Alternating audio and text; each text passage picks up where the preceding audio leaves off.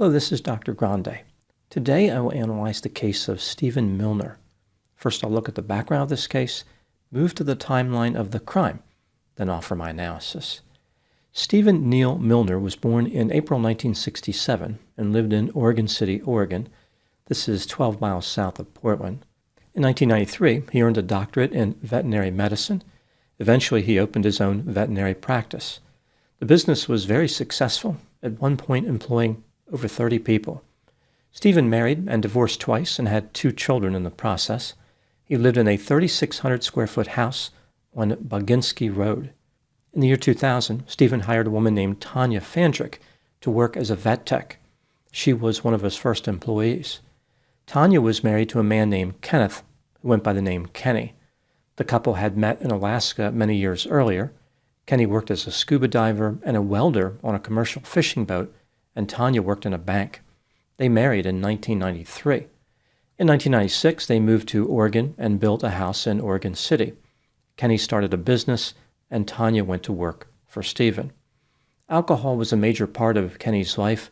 He preferred to drink it out of large McDonald's cups. When it came to alcoholism, Kenny's answer was always to supersize. This led to arguments and an unstable marriage. Allegedly, Kenny had multiple affairs.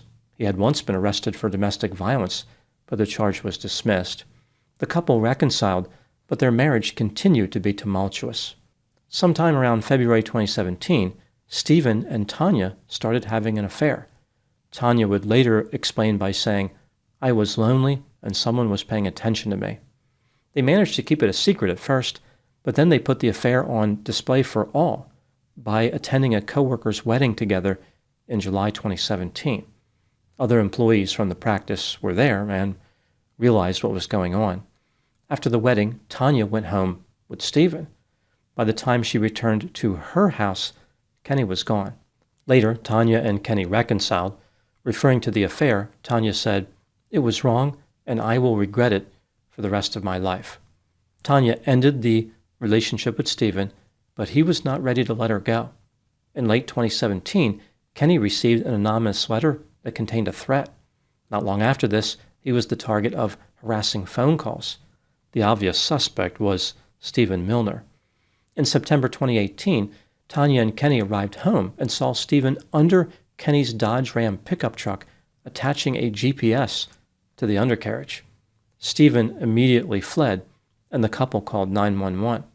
When confronted by the police, Steven admitted to attaching the GPS device. However, he said that he was still having an affair with Tanya. The purpose for the GPS was to keep tabs on Kenny. Tanya denied that the affair was still active, but the police did not believe her. No charges were filed against Steven. On June 8, 2019, Steven allegedly went to Kenny's house and started screaming outside his front door, threatening to cut him into 1,000 pieces. In August of that year, Kenny obtained a temporary stalking protective order. In his application, he wrote, "Steven appears to be getting angrier and angrier by the day." The protective order did not make Steven happy. He threatened to bankrupt Kenny with legal fees, so Tanya convinced Kenny to drop the issue. The protective order expired after 2 months. Tanya quit working for Steven's veterinary practice and found a job at a clinic in a different town. Not surprisingly, Steven didn't get the hint. He left a note on her vehicle, and he showed up at the clinic where she now worked with a dog, demanding that Tanya treat the animal. In 2020, Steven retired from his veterinary practice. On December 30 of that year, a mysterious figure was caught on Kenny's video surveillance system at his house. The person was crawling around on their stomach in his yard. Tanya called 911, but the police didn't even bother to complete a report. In January 2021, a GPS tracking device was found under Tanya's Chevrolet Volt. The police decided not to file charges against Steven. They didn't know who was responsible. They wondered if Kenny planted the device to frame Steven.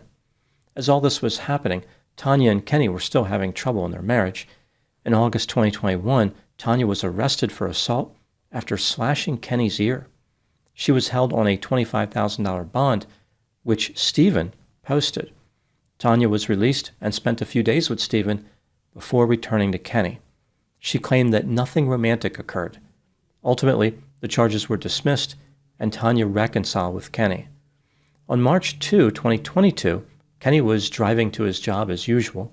He worked as a pipe-fitting contractor at the Ronler Acres Intel campus in Hillsboro, Oregon. During his trip, he noticed he was being followed by a white Toyota RAV4, just like the one that Steven owned. He called the police, who found the Toyota and pulled it over. Steven was the driver. He admitted that he was following Kenny. However, he did it because Kenny represented a threat to Tanya. The police told Steven to discontinue his stalking behavior or he would be placed under arrest. Kenny obtained a new protective order. Not long after this, Tanya took her Chevrolet Volt to be serviced, and the mechanic found a GPS tracking device under the vehicle. It was registered in Steven's name using his credit card. In August 2022, Steven Milner was arrested and charged with violating the protective order and unlawful use of a GPS device. In September of that year, Kenny sued Steven for invasion of privacy, intentional infliction of emotional harm, trespassing, and negligence. Now moving to the timeline of the crime. On January 27, 2023, Tanya reported Kenny as missing to the police when he failed to return home from work. His phone was tracked to the 5-story parking structure at the Intel campus. The police found Kenny's black Honda Civic parked on the second level just after 9 p.m. His body was sitting in the driver's seat of the vehicle. An autopsy revealed that Kenny died from compressive trauma to the neck. Here is what the police found during the course of their investigation. At 7 a.m. on the day of the murder, several cameras in the Intel parking garage had been spray painted by a man wearing a hard hat, sunglasses, and a mask. Later, a maroon Dodge minivan arrived at the parking garage and backed in next to Kenny's Honda Civic. At 3:21 p.m., Kenny made his way to the parking garage after work. It appeared as though he had been attacked as he approached his vehicle. Even though the cameras had been spray painted, it was possible to make out shadows moving between the Honda Civic and the Dodge Caravan. This looked like a fight. Kenny's headlights flashed 14 times as if he was pressing his key fob in desperation. It appeared as though Kenny was pulled into the Dodge Caravan, where he was killed. A half hour later, the minivan left the parking structure. Not surprisingly, Steven was the prime suspect.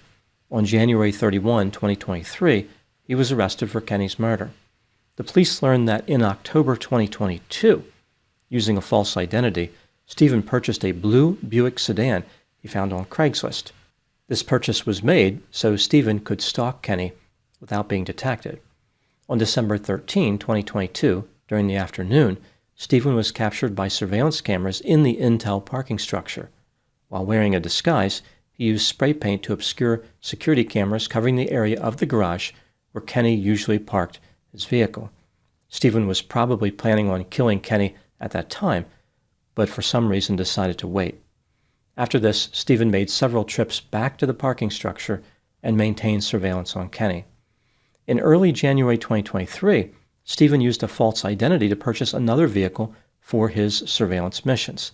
This vehicle was a maroon Dodge Caravan minivan. He left both the Buick and the Dodge at a Home Depot not far from his house. The police believe that Steven murdered Kenny by placing him in a chokehold from behind. After the murder, he put the body in the driver's seat of Kenny's Honda Civic, hoping that the authorities would believe Kenny died from natural causes.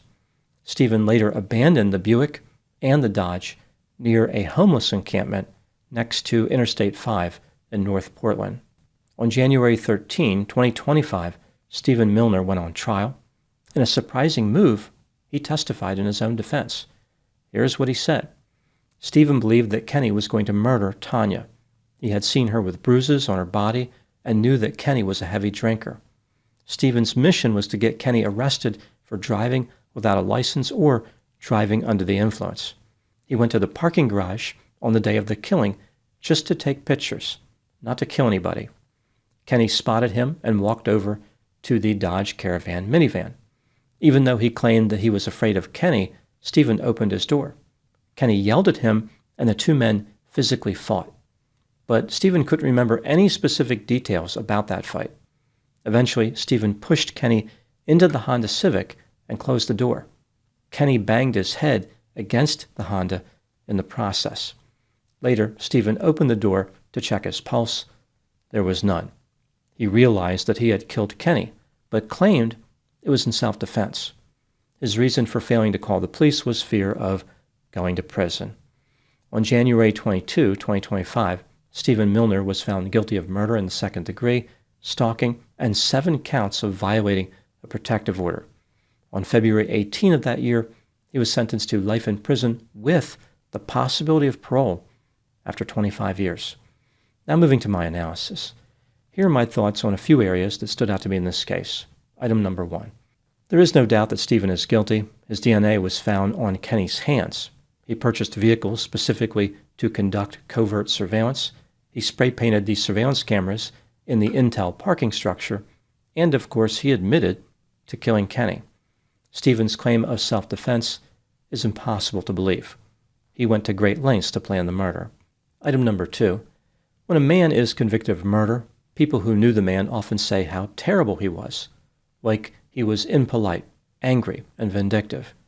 That is not the case with Steven Milner. He was generally loved by the people in his community. He was described as a caring man with a wry sense of humor. One former receptionist said Steven was the best boss she ever had, professional, kind, and generous. When Steven had to euthanize pets, he would send sympathy cards to the owners. He once made a donation to a university in the name of a border collie. Steven's good reputation was a problem for Kenny because it was hard for the police to believe that Steven was a bad guy. Kenny told people that he was being stalked by the nicest man in town and was certain his death would come at the hands of Steven. When talking to the police, Kenny said, "He's a psychopath, and he told me he's going to chop me into 1,000,000 pieces and make sure it takes days to do it." Item number 3. Steven was a very determined stalker. In addition to sneaking around outside Kenny's house, attaching GPS devices to vehicles, and threatening Kenny, Steven engaged in a variety of other disturbing behaviors. Here are just a few examples. Steven contaminated the gas tank of Kenny's vehicle with plastic in order to cause a malfunction. In order to break up Kenny and Tanya, he planted a condom wrapper in a vehicle and hired a sex worker. He made repeated efforts to get Kenny arrested for driving violations, and Steven had somebody take photos to make it seem like Kenny had a child with somebody else. He sent these photos to Kenny's house. Item number 4. What do I think happened in this case? This is just a theory, my opinion. Steven Milner was self-centered, grandiose, arrogant, vindictive, petty, obsessive, sensation-seeking, had a sense of entitlement, and was exceedingly creepy. In his house, the police found a large cutout of a man's body with Steven's head on it. Steven worked around Tanya for many years in the veterinary practice. The relationship seemed to be fine until they started having an affair. At this point, Steven became obsessed. He believed he was totally in love with Tanya, saying the only time he remembered being happy was when he was with her. When Tanya returned to Kenny, Steven was perplexed by the decision. He knew that Kenny was not a very desirable romantic partner. Kenny was addicted to alcohol. The marriage was tumultuous and characterized by alleged violence. And Kenny was by no means wealthy. Steven viewed himself as superior to Kenny in every way and wondered what was so wrong with him that Tanya would choose Kenny over him.